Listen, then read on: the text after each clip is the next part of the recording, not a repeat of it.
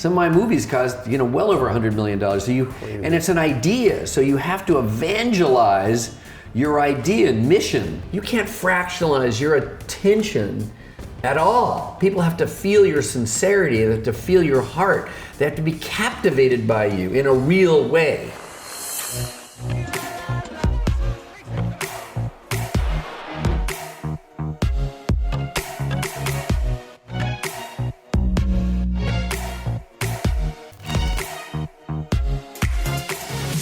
Welcome back, everyone, to the School of Greatest podcast. We've got the legendary producer Brian Grazer in the house. Good to see you, man. Thanks for being here. I was just talking about when you walked in here that you did 3 movies with Jim Carrey, and I said I have a painting, an original painting of Jim Carrey, because I saw a video of his a couple of years ago of him doing his painting that really inspired me because I didn't know he was a creative on that side of things as well. And I was curious, what was it like? Because all the movies you did with him were huge hits. But what was it like working with him as a creative? Well, he's really brilliant, so he doesn't need much direction. He kind of knows what he's going to do. He can improve upon what he's doing, but he can almost just self-improve.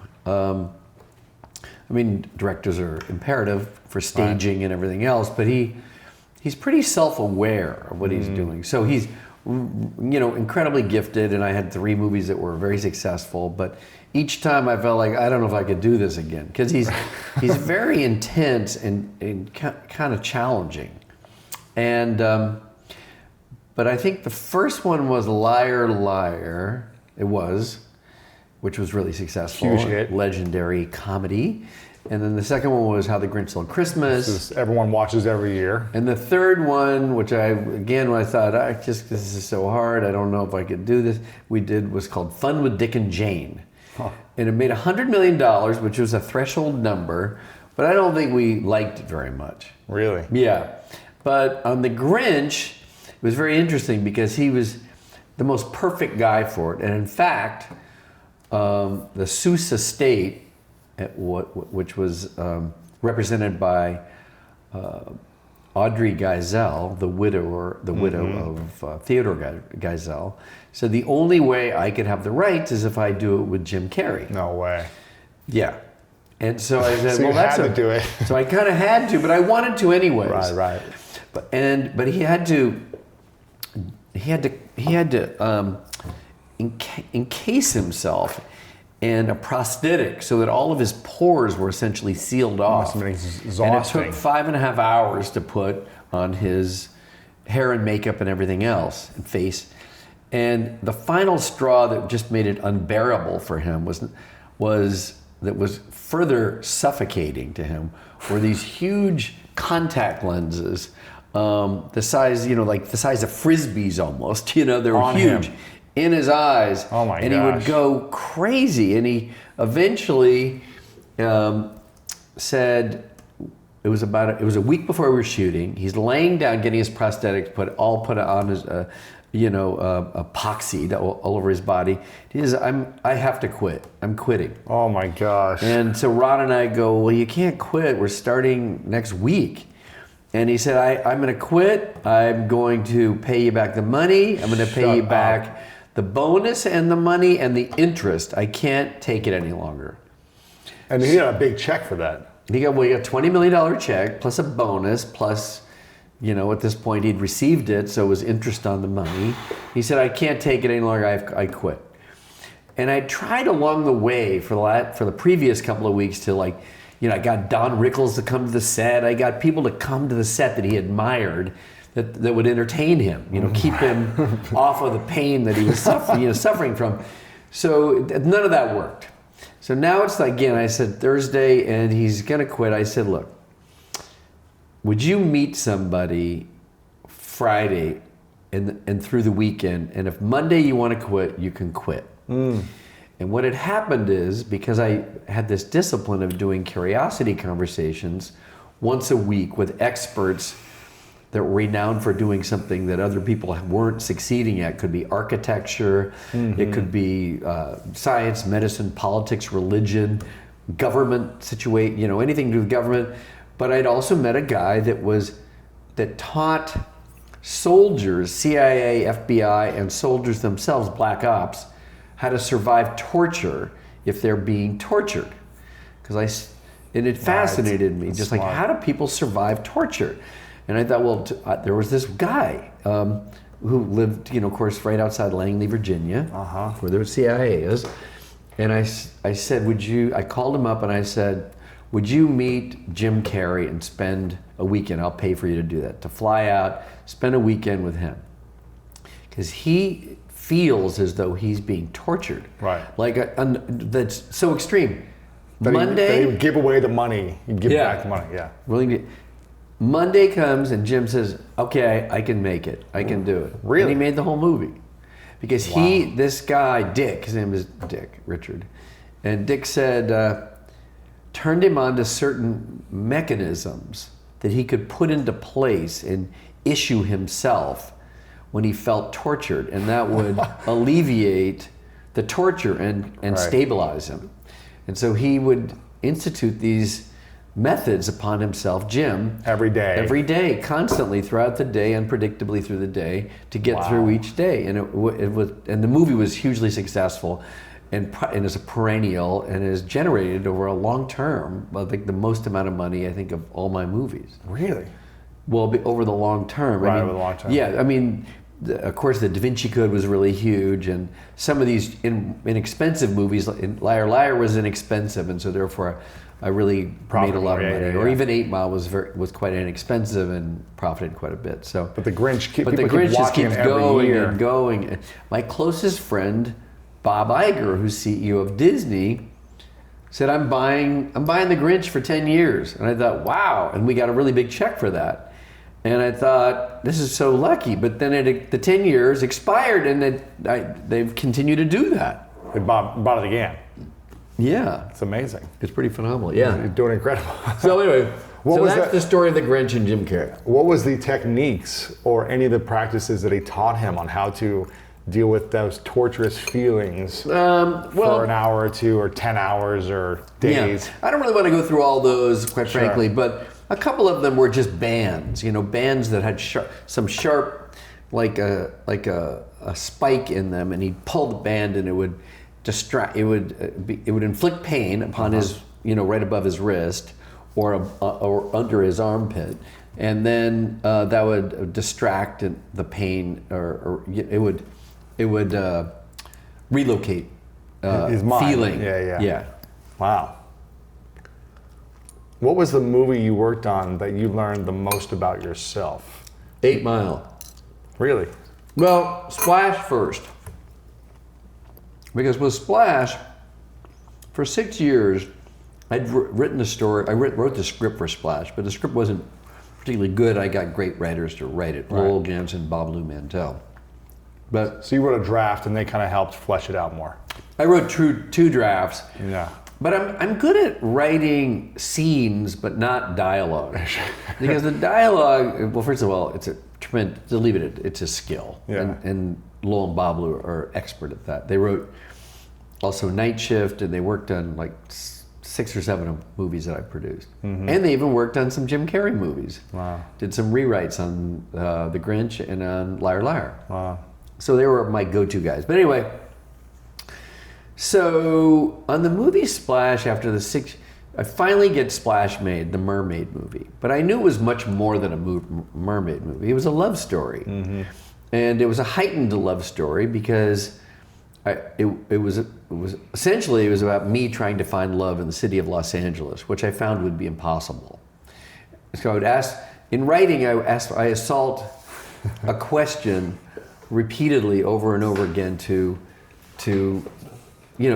like, why do I need to fall in love? Mm. And then I have a reason for why I want to fall in love. And then how would I find love? And what does love do? We just continue to ask these questions. And when you continually answer these questions that essentially are the heartbeat theses of, in this case, this romantic comedy, mm-hmm. you start creating scenes out of that. Sure. Okay. So, and then I thought, at some point I have to make the girl even more unattainable, like in the third act. I have to accelerate our third act and make it so the scenes are not repetitive. And And I thought it would also be interesting to make it a fantasy. And so I was able to achieve a lot by making her a mermaid. It made her unattainable. Right. It gave a woman power, because you see that the girl has power. Like when she jumps in the ocean, we sort of cut these scenes, but she's able to shoot out. We shot her out of a cannon out in the ocean. Wow. In the Bahamas.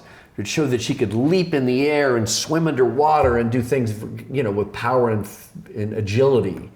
And so that was a great trait. So it was unattainability, a fantasy, because mermaids always have a fantasy dimension. Sure. You always thought it was pretty, they're mythic, and she had power.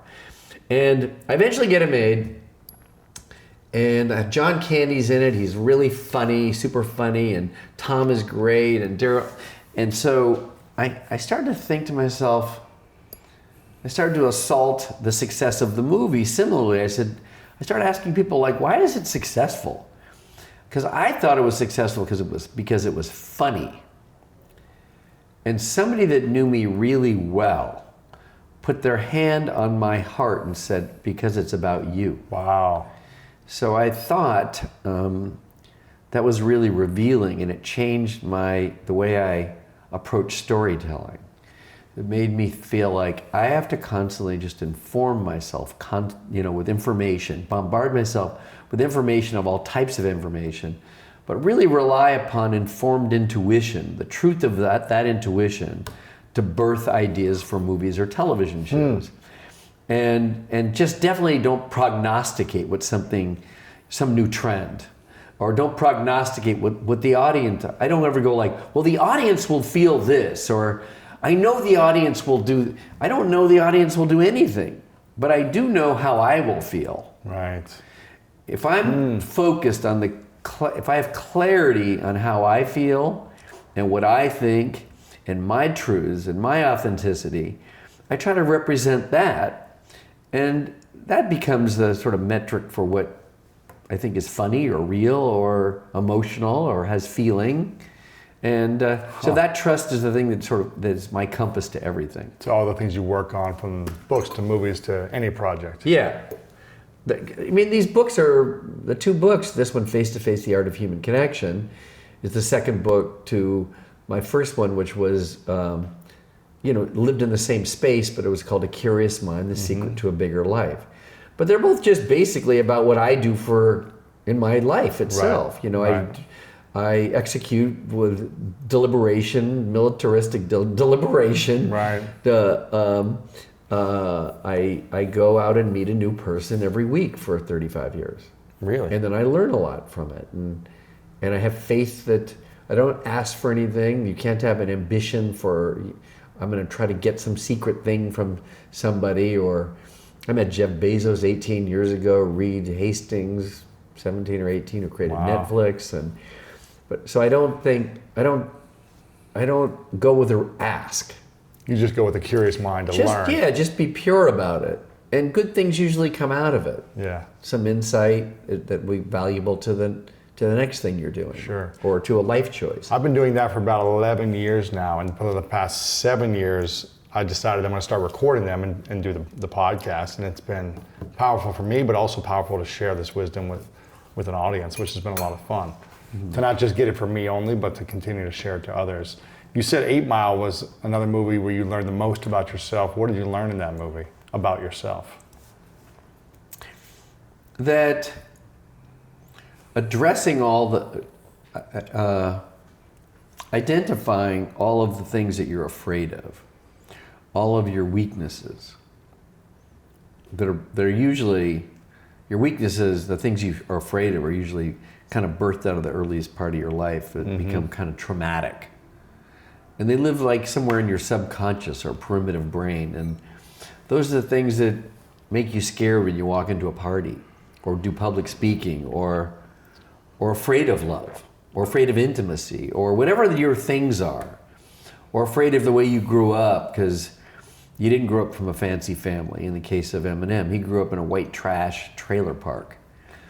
So when Eminem, it's not just succeeding at the rap battle, it's what happens after the rap battle, where he says, yeah, I am white trash. Yeah, you did fuck my girl. And he addresses those things that are embarrassing to him, those that cause him shame. But he liberates himself, and that's powerful. He's not hiding behind some thing that he thinks he's embarrassed of. Mm-hmm. He says to the rich kid, that's good-looking rich black kid, he says, you went to that good school and I didn't, but a version of like, fuck you. Right. I'm still better than you. Yeah. Yeah. And what did you learn about yourself personally from that? Were you holding on to shame or embarrassment in your personal life that you hadn't let go of yet? I didn't have a specific thing, but we all have them. Mm-hmm. Yeah. What's yours? Biggest embarrassment or shame? Yeah, what is yours? What are you sitting on that you don't talk about, or you now are willing to talk about? Well, I used to be very shameful of being sexually abused as a kid.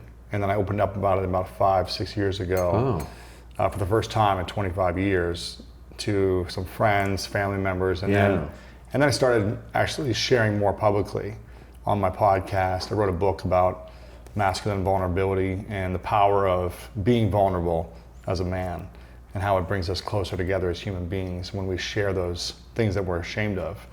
So that was something that I was ashamed of for a long time. That created How old were you? It's 5, yeah. Who did it? The babysitter's son was about a 16-year-old boy. And how did he do it, or what happened? Well, he kind of tricked me.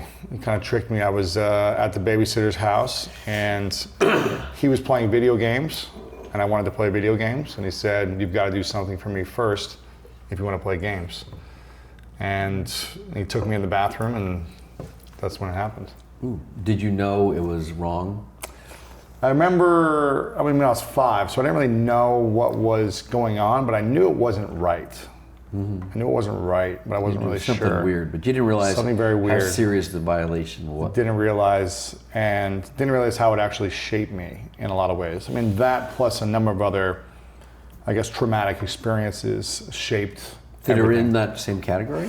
Different stuff. My brother went to prison for 4.5 years when I was 8. Wow. I was in kind of the special needs classes all through elementary school, middle school, high school, college. I had a 2nd grade reading level in 8th grade. So I was just kind of always felt picked on, made fun of for my ability in school. Yeah. Were you big at the time like you are now? I became bigger when I hit like 12, then I was almost this tall, but I was very skinny, so I was goofy looking and awkward and had a lot of acne and was awkward in class. What city is that? I was in Delaware, Ohio, small town in Ohio. Oh, interesting. Yeah. Okay. So when I started to finally open up about it is when I felt a lot of fear and terror, but then eventually more and more I felt like as people started to accept me, I started to feel at peace when I started to share that shame. So that was something that I held on to for a long time. It was scary. Yeah, that would be. I didn't have anything like that. But I think men in general, or at least from my perspective, there wasn't like a place to talk about it growing up as a kid. Yeah, of course. In the school, they never said, hey, if someone ever does this to you, like, here's what you do. Yeah. My parents never really talked about it. So I never really knew it was safe to talk about it. Yeah.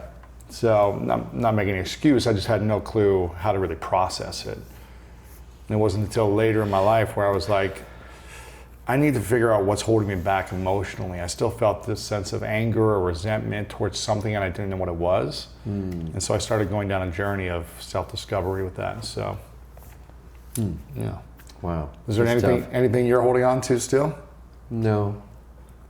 Not that I can think. Well, probably. But not really. Nothing that's fun. Not fun. Nothing hooky. Hooky. That wasn't fun. But just because it's hooky doesn't mean it's not valuable. Yeah. Well, I just grew up in a very chaotic, kind of terrorizing household. Were you the youngest or? No, the oldest. Oh. But my parents fought every day. Same here. About stressful. Like, we're getting divorced, we're screaming, it was always screaming slamming at each of other. doors, all that stuff. It was constant, and it always went on late at night. So my dad was a criminal lawyer, and you're trying to live the life of a criminal when you're a criminal lawyer. Hard to go to sleep at night, probably. It's hard to go to sleep, and he drank a lot and smoked a lot and caught the house on fire, and smoke seeped into my bedroom, and that scared everybody in the house because the house was burnt down, and it was like sort of endless stuff like that. It's like a constant trauma. Yeah. Like Yeah. everyday little traumas. But I wasn't abused, in a conventional way. It was just that. Just emotional. Just ongoing. Just emotional state and scary of uncertainty. Abuse. Yeah, that's feeling abuse. Unsafe. That's a sense of abuse, right? It is. It's sort of it is a sense of abuse. Who was more influential in your life growing up, your mom or your dad? My grandmother. What was the greatest lesson she taught you? Think big, be big. Really? She's Jewish. My dad was, my mom's Jewish, my dad was Catholic, the grandmother's Jewish. Sure. She was one of those classic Jewish grandmothers that are like significantly under 5 feet tall.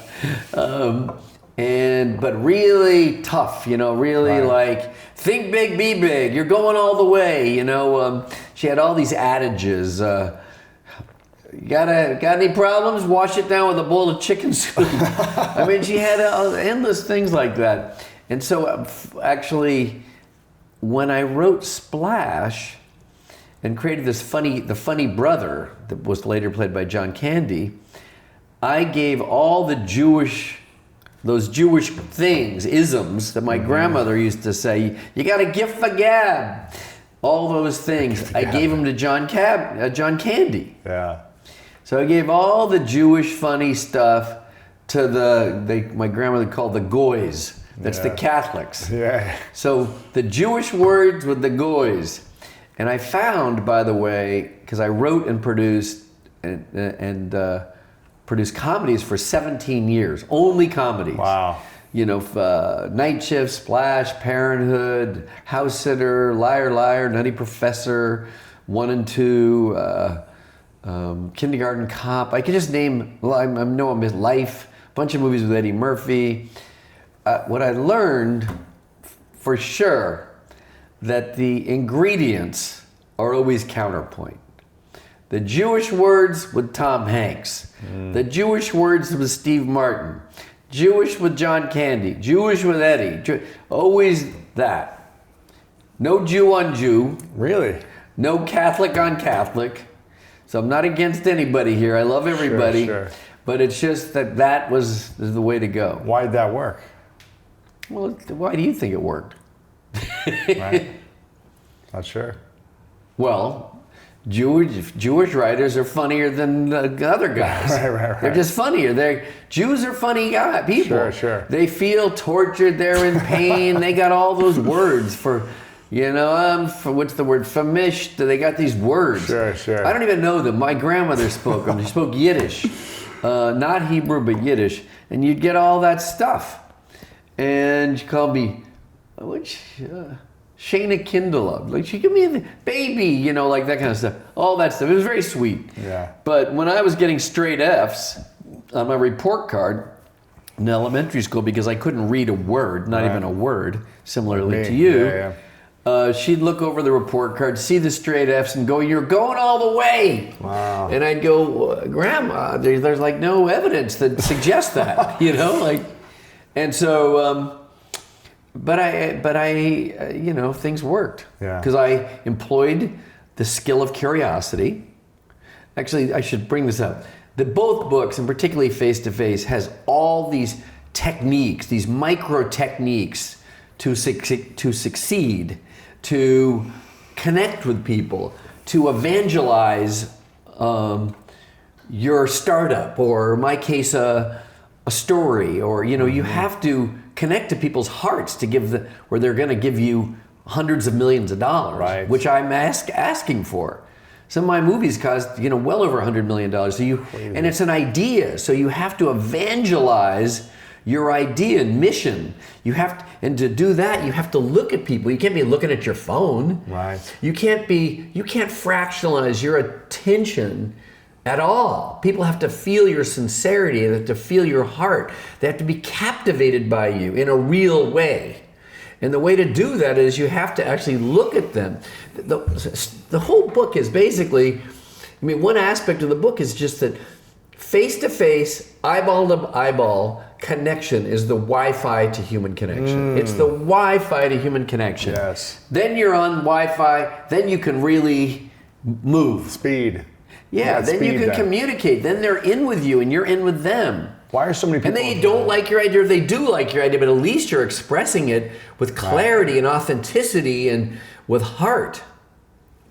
Why do so many people, why are they afraid to look in the eyes with someone? A lot of people are just, you can go to the event, I'm assuming here in Hollywood, you see it all the time, where someone just looks at you for a second and they're always looking around. Why do people not have the ability or the skill set to just connect and stare, not stare in a weird, creepy way, but to really look at someone's eyes? Well, currently this moment where they're just losing the habit. I mean, it's hard for people to look people right in the eyes anyway. Probably if you split the population in half people can, half people can't. Now, because of smartphones and our addiction to social media and smartphones, because it's really, every social media site is gamified. It makes you want to be on that game every second. I want to be. So I discipline myself.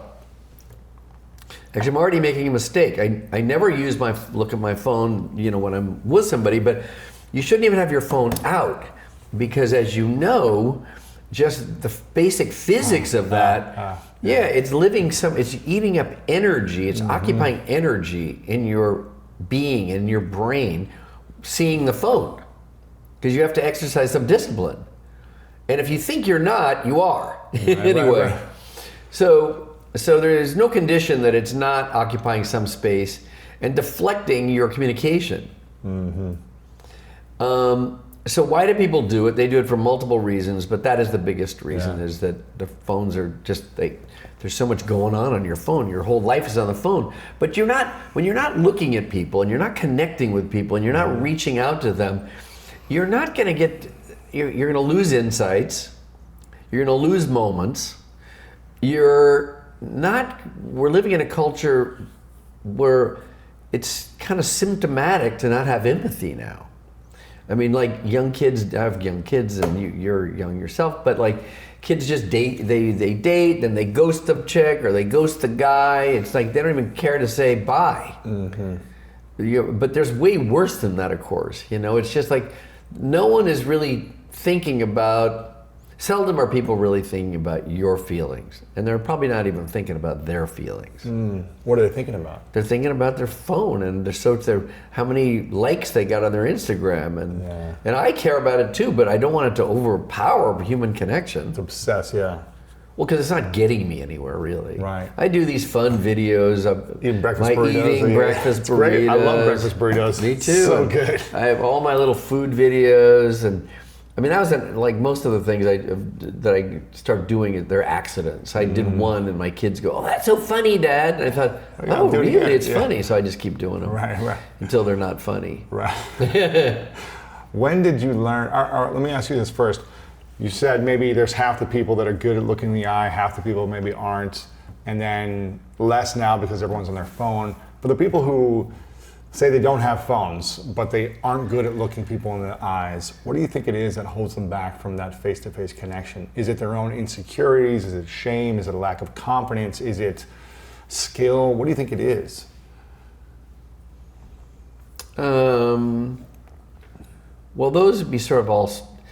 I can only pick like a surface reason because I'm not equipped to diagnose that. Right. But probably some form of insecurity or lack of confidence that you matter, and that it would matter for you to look at someone. In other words, when I look at you, I'm telling you. That's like saying I see you as a human being, you matter.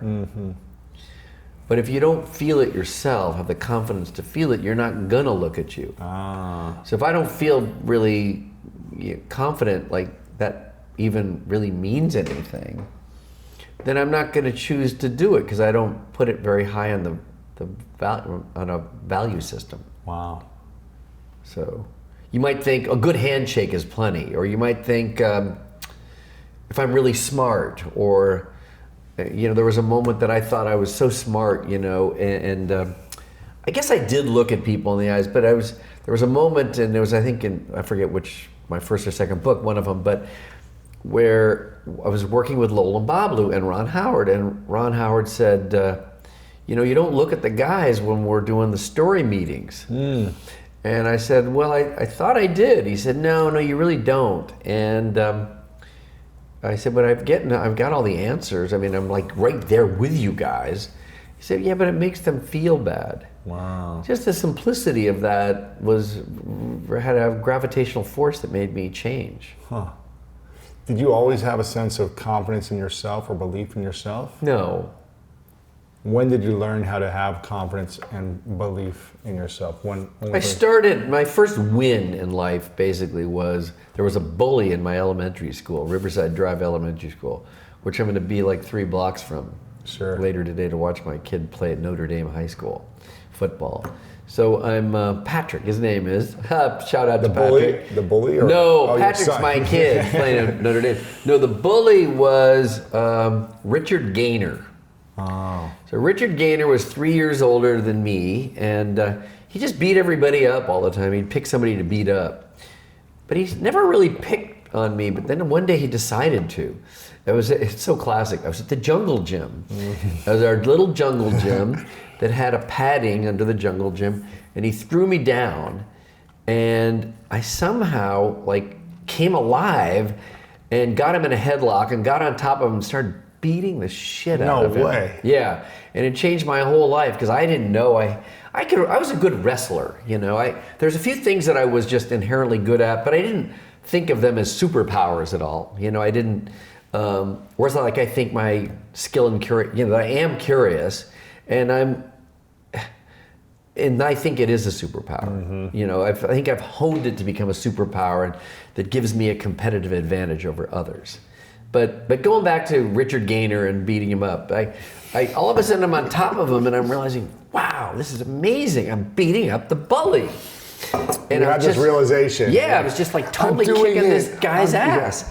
And also there was a chorus of kids around me going, yay! Just little kids. Cheering section. Cheering sections. They'd all been beaten up or bullied by him, or certainly intimidated by Richard Gaynor. Right. And actually, Richard Gaynor kind of was mean to my sister, Nora, in fact, once. But he didn't hit her, but he was really disrespectful. And nonetheless, anyway, I beat him up. And then I became like Robin Hood in the school. Really? He was scared of me. There was no more bullies. You were the hero. I was kind of the hero of the elementary school. It was I'm the law of the land now. Kind of. You're the mayor. I didn't say that, but it was kind of I was the. I was going to chest a little more. I just felt like I wanted something, and people were extremely respectful. Hey man, how are you? Like little 8-year-old. Yeah. What's up? Yeah. So that was good. That was the start of your self-confidence. That was the start of self-confidence, and then I had this this fascinating moment when I went out for high school football at Chatsworth High School. Because I was also like Patrick, my young 16-year-old, I was a really tough kid. Because I was able to win that fight. Right, so that gave me a lot of confidence, and I really learned to fight. I became a pretty good martial artist, actually, in high school. And so all my friends, I had a group of 5 or 6 guys, but they all, popped well above 6 feet. Mm-hmm. One guy was named Chris Parkinson. We called him Gramps. He went to 6'5". Richard Cox was 6'3". He became the quarterback and the pitcher. He was that guy. Yeah. He was everything.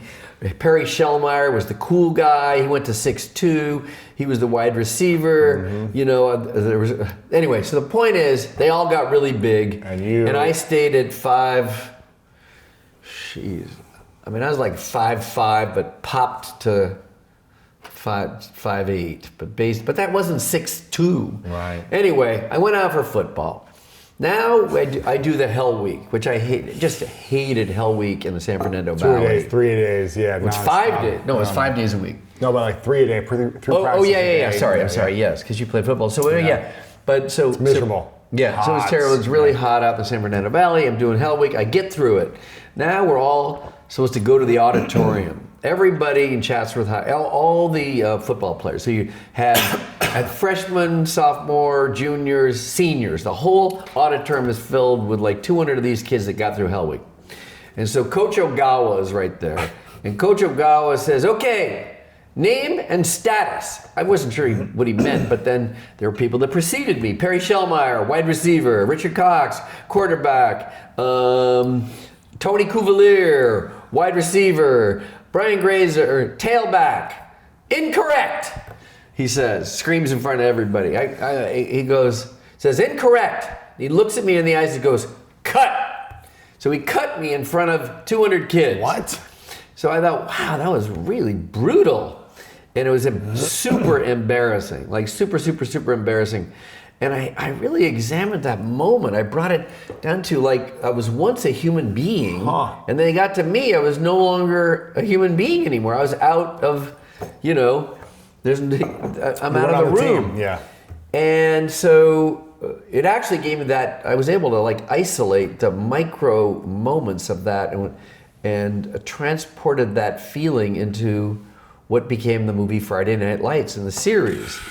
Because I could have made those movies, the movie and TV show, about small town living, or I could have made it solely about football, but really it was focused on kids' identities and how they get formed. Wow. So that was the primary focus, and when directors didn't want to do that, I would ding them out. I mean, nicely, I just go like, I don't think so, But, because a lot of guys just wanted to relive their high school career, but when Pete Berg came along, he was sensitive to the thing I was sensitive to, like these imperceptible moments that become seismic to that one kid in forming their identity. And so that became the essence of what Friday Night Lights was, the movie and the TV show, and that's why it exists. And so I get fired, they kick me off the football team in front of everybody, it's embarrassing. And I don't know what to do. I go out for track, and I can only do one thing, but I do it well. I can sprint, do a 100-yard dash. What was your best time? Do you remember? I don't remember. Yeah. But then more importantly, what happened to me was, being under 10 seconds then was good. So I was under 10 seconds. Okay. Wow. I don't know. I'm sure you have a time. I was 11.3. Oh, really? Yeah. Oh. 100 meters? Yeah. Oh, this was 100 yards. Okay, different. Gotcha. Yes, it is different. Well, I think I said 10 more yards or something, or. Yeah, but that makes it different. Yeah, okay, so anyway, we were on the yards, not on the metric system. Right. But the private schools are a metric system. Gotcha. Here in LA district, there's 65 high schools in the Los Angeles City district. So I then thought, I don't know. Just feeling really bad about myself. So someone says, why don't you go out for swimming? It's really easy and you can get out of first period. So I go out for swimming. And to make a long story short, I'm not a very good swimmer. I'm just mostly goofing off. I'm holding onto the side and stuff bouncing around, splashing. So we have a pre-meet at Granada Hills High School. And it's a LA City meet, but it's a pre-meet. And the coach Wiley says, Grazer, lane 8. So lane 8's the shittiest lane. Did you swim too or not? Okay, so 2 years of swimming. Okay, so you know that the outside lanes are the shittiest because all the you get all the water. All the water slopping into your mouth and everything from all the waves are coming over there. The whole thing. So I go in lane 8 to swim 100-yard butterfly, which I hadn't done. That's hard. You're freaking. But I watch it. And the point, and I swim this 100-yard butterfly, and I look behind me right before I touch down, and Wiley's there with his stopwatch, and I look behind me, I don't see anybody. I'm thinking, everyone's out of the pool. This is, again, embarrassing. Well, what happened was I beat everybody. I couldn't see them. They're so far behind you? Yes. Wow. So I know it's actually very emotional to me because it's palpable. So I ended up breaking the LA City record. What? That moment. The first time you tried it? The first time I tried it. And I know. Your machine. So it was just that I just had this weird knack. And as you know, the butterfly, you either have that or you don't. So hard, yeah. And if you have it, you can get better at it, and or not. But I mean, if you, it's just it's your body has to contort like that, Yes. and my body naturally contorted like that when I threw myself into the water. Wow. And I was really like a machine. I was really good at it, and I broke the city record right at that moment. And you know, and How old were you? I guess 16. So you had a moment where you thought to yourself, wow, this is really embarrassing because everyone's already out of the pool. I'm that slow. But then I popped out. you're like, well, I'm the man. I was. You're like, actually, now I have a lot of confidence in myself. Yeah. Wow. So it was really amazing, and then I got a nickname immediately that morning. What was that? It was just like, where's the great Grazer going? That's a good name. Everybody would just go like, where's the great Grazer? Because I was like the famous kid in the Chatsworth High now. Wow. It was a school, it was a big record. school, it was like 2,000 kids. That's a big deal. Hey, great. I'm just thinking on your own show, I had a nickname at USC too. What was that? Nicknames are great. They propel you. They do. My nickname at USC, and I got it very quickly, was 26. Because I took 26 units my first semester because I had to catch up. So I didn't think I was doing something phenomenal. I knew it was hard because you're supposed to take 15 or something. Well, you should take 12 or 14. Yeah. As I remember. Or 12 or 16, I'm sorry. So you were doubling up. So I was kind of doubling up, but I didn't realize. And so what happened is, this is the day, the superstar athlete, wide receiver Lynn Swann. At USC. At USC, who, won the Super Bowl as playing for the Pittsburgh Steelers, I think twice. He's amazing. He knew me before. We knew each other independent of school. We were both extras on a TV show called Room 222. And my cousin Fran, who's still I love my cousin Fran, was just a year older than me. She said, you can work on Room 222 and make some money, Brian. I go, great, I love that. Right. So now I was on Room 222 with three of the biggest superstars at USC, Pat Hayden, John McKay, and Lynn Swann. So now I'm at USC, and Lynn learns, he goes, hey, Grazer. And I can't even believe he's a football player. He's not that big, he's like 5'11". And anyway, the point is, I start telling him, I go at 26, and he goes, 26! And he tells someone who tells someone who tells someone. Every day I walk past Tommy Trojan or in the thing, 26. hey, there's 26, hey, 26. So I had this nickname, which got me a long way. Like, it made me popular. Really? Yeah, because I played with it.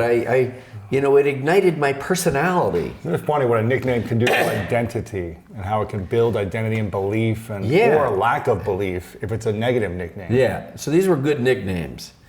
And so at Chatsworth High, I had a nickname. And then the irony was then I won, again, I won the city record. I played right here at Beverly Hills. I swam right here at Beverly Hills High. Right back here, yeah. Right that way. Yeah. And then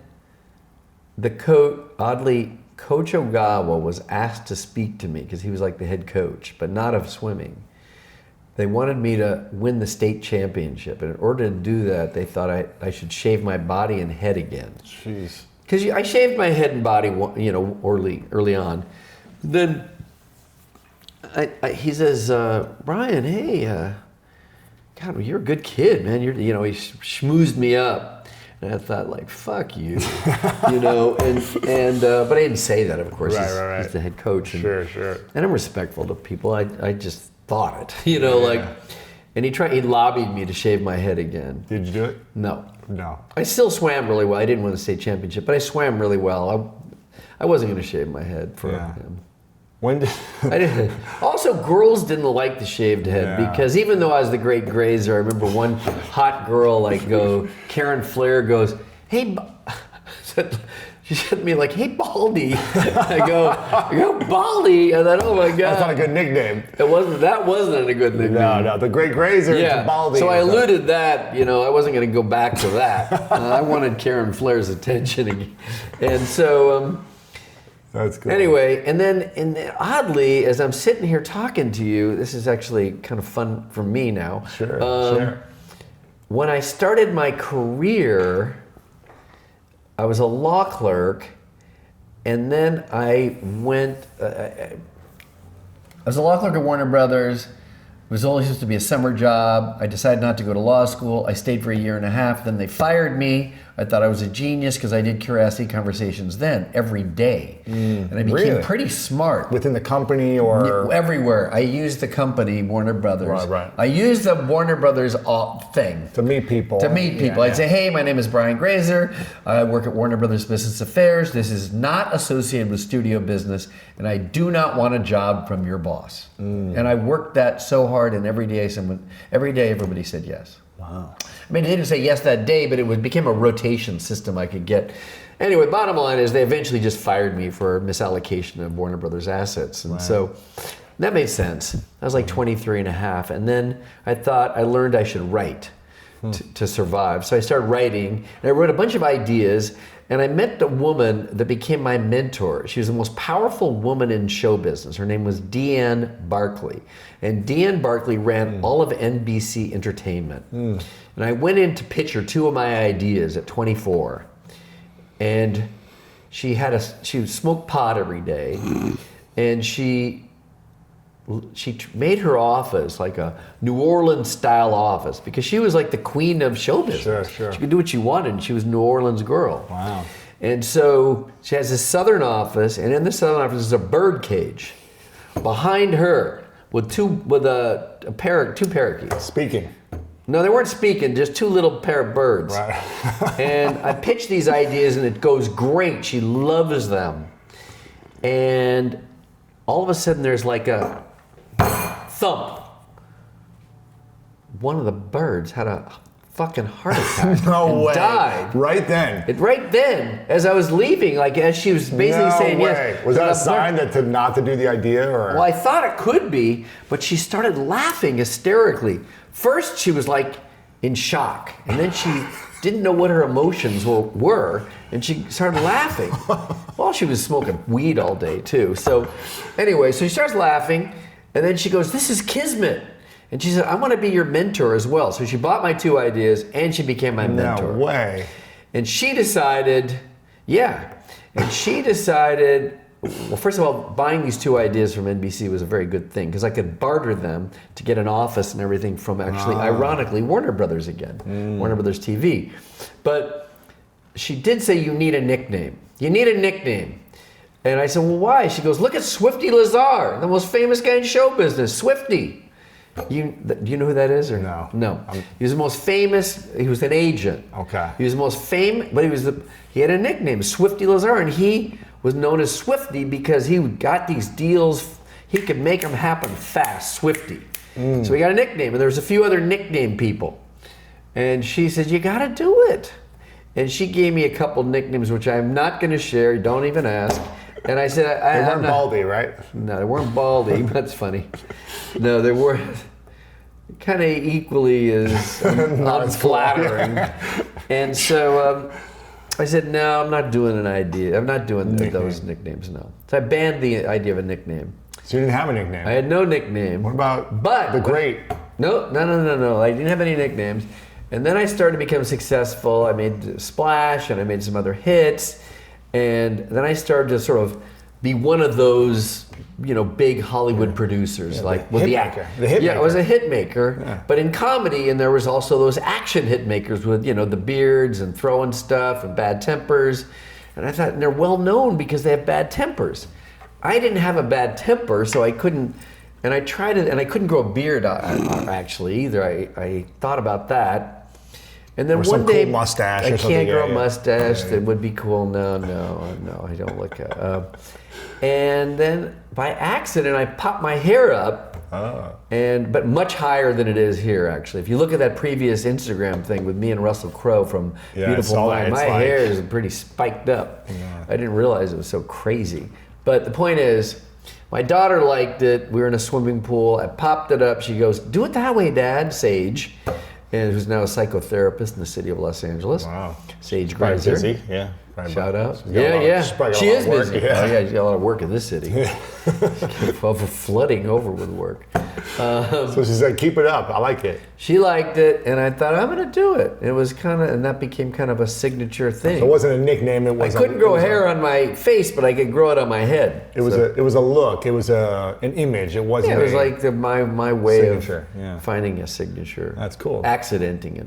Did you ever get a nickname over the last 20 plus years? No nickname. Just star maker, hit maker, the greatest. No, none of those. No? No. I try to live I live a really good life, but I try to, in order to survive in this, it's like, it's like Platoon. It's like living in a war zone here in Los Angeles. What's the some of the greatest lessons you've learned of just being in Hollywood Be and humble. show business? Yeah. Don't be a show off. Speaking of show, you have to promote yourself. Like I'm promoting myself by being on your show. I'm promoting my book because I want people to buy the book because I think it's really a helpful tool and I know it works. I know that if I can do it with the straight F's, right, and only to one person, Grandma Sonia, I know that it could work for anybody. Yeah. I know these techniques will 100% work. Yeah. Or your money back, ladies and gentlemen. So Hollywood. I guess I think the trick, the secrets or techniques would be in this book. Quite frankly, you do have to look at people. You have to be present. Be present. The other thing that you really have to be, which I don't, I say it in certain, you have to be interesting. You have to be interesting. Interesting. You have to be interested, of course, but more importantly, you have to be interesting. How do you become interesting if you're not? Get out of this. I always say you have to be interesting because you can't captivate people by just asking questions. Right. That's dopey. When people just go, I want to meet you, and they just ask questions, I go, no, it's not gonna. It's a conversation. Right. We're hanging out. We're knowing each other. We're sharing. We're building to our best date. Collaborating together. Yeah, it's like I'm not gonna just like sit and. I'm on your show right now, but I wouldn't normally do that. I want other people to talk. Yeah. I want people to be. People have to be interesting. Writers have to. When I'm in the story business, so if a writer's not interesting, it's boring, scary a little bit, Or if they don't say one interesting thing, or they don't have one original article of clothing on, like if no choice is original, I don't do it. When directors, by the way, I had this early thing at 25 during Splash. Because I had many directors that preceded Ron. And any director that is too concerned with how they look, meaning they dress really impeccably, I don't hire them. The director's job is to be the ultimate empathist. The director's job is to think about how everybody else feels and how everybody else looks. And if they're self-consumed with how they look, it scares me. Wow. That's good. It's not 1,000% true, or there's exceptions, of course, but it's just it's an easy, convenient metric if you're busy. What's the partnership with Ron been like for you? What changed when you started to partner with him more than having a lot of different people working with before? Well, he's very compassionate. And he's very easy to be with. He's all of these characteristics. He embodies them all. He's very present. He's not fidgety.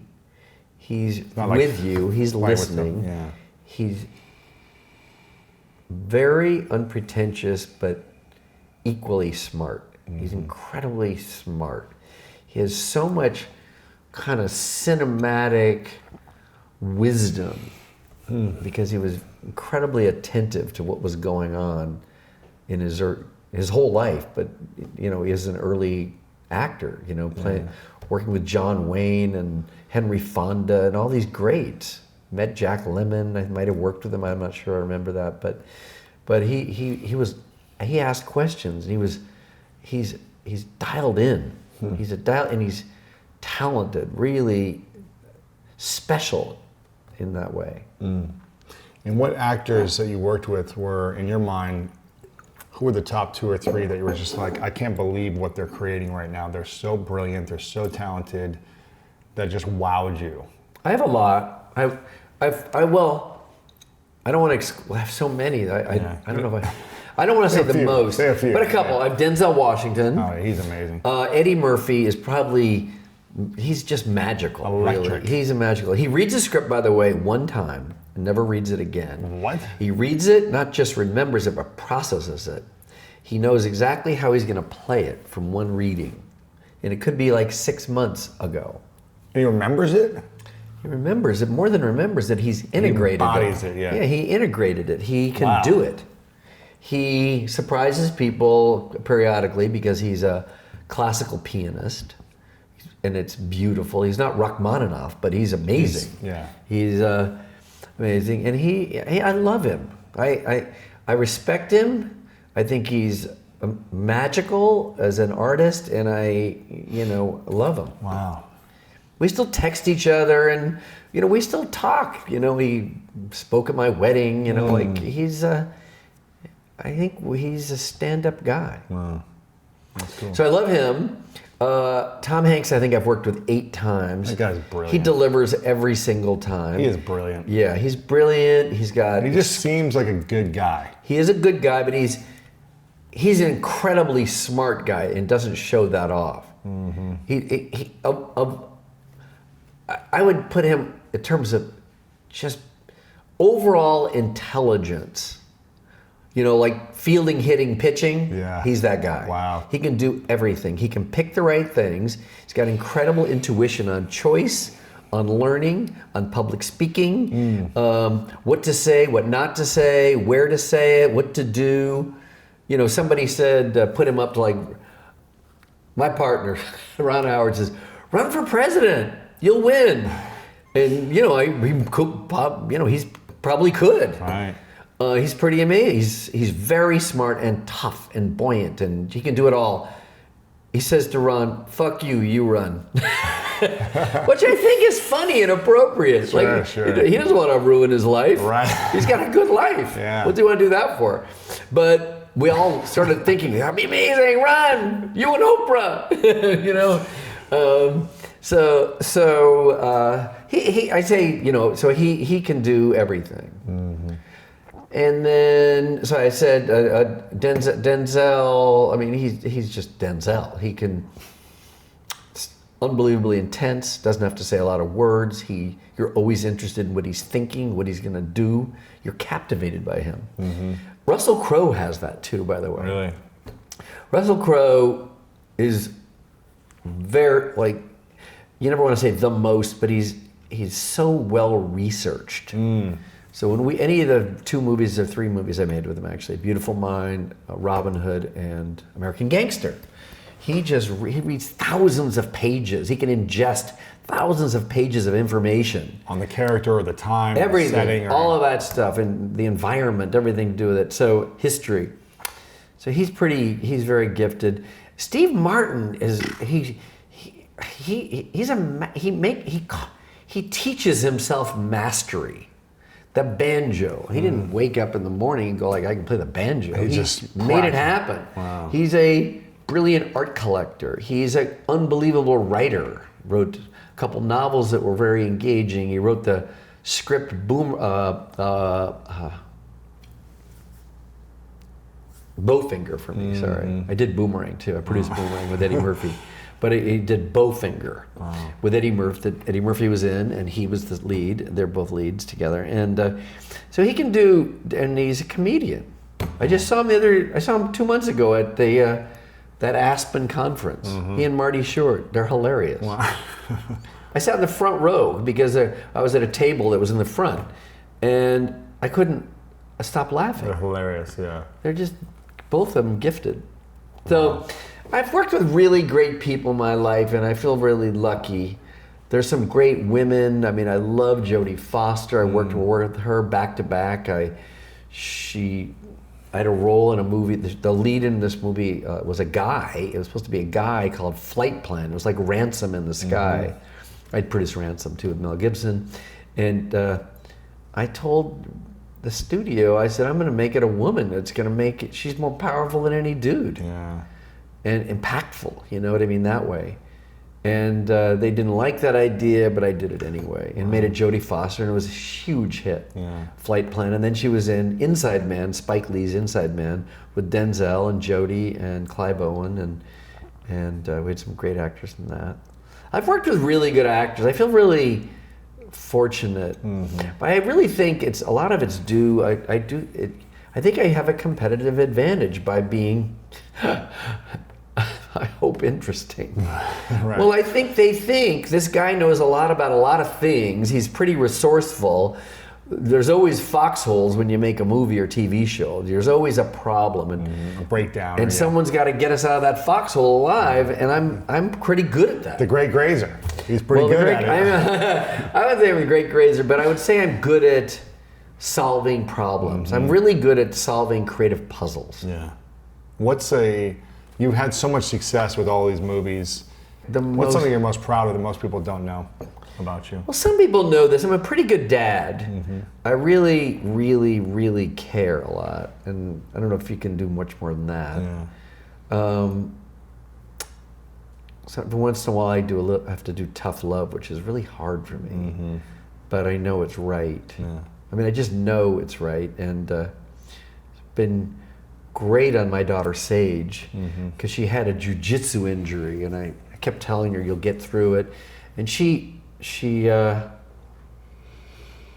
got through it much sooner than she would have normally, because she was like really feeling bad about herself, you know. Yeah. And then she just toughed it out and went back to jujitsu one-on-one after she had a very bad neck injury. And she's tough. She stays on it. She always had a really good work ethic. Anyway, I think people, because back to your question, I think I'm a good dad. Yeah. Could I be better? Sure. Could I be worse? Definitely. But so I think I'm good. I care a lot. It means a lot to me, and I think they feel that I love a lot. And so that. And then it's very easy for me to be a good husband to Veronica, because she's amazing. Yeah. Final question for you, but before we ask the final question, make sure you guys get the book, Face to Face, The Art of Human Connection. Going to be powerful for you to help you have a competitive advantage in your life, in your career, and everything. So make sure to check this out. Very powerful. This question is called The Three Truths. Okay, let's give it a shot. So it's not a question, it's three. It's one question, three responses. Oh boy. Three okay. responses. All right, fire it off. So imagine it's your last day on Earth, many years from now, and you've achieved all of your dreams. Yeah. But for whatever reason, you've got to take your entire body of work with you. All the movies you've made, all the books you've written, they've got to go with you to the next world or wherever you go after you pass away. Okay. But you get to leave behind three things you know to be true about your life and all of the experiences you've had, the lessons you would leave behind to the rest of the world. If you could only choose three things to share with us, what would those three things be? Don't worry. Stop worrying. It's a huge waste of time. It doesn't improve results. Don't worry. Find your truth. That's your most valuable component. Is that locating your authentic self.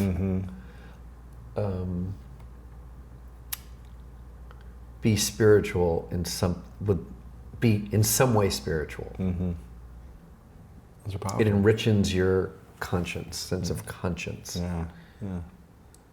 Powerful. Okay, those are the Brian, three. thank you so much. All right, man. thanks. Appreciate you, Brian. That was a Thank you for being here. good, fun, interesting, challenging question.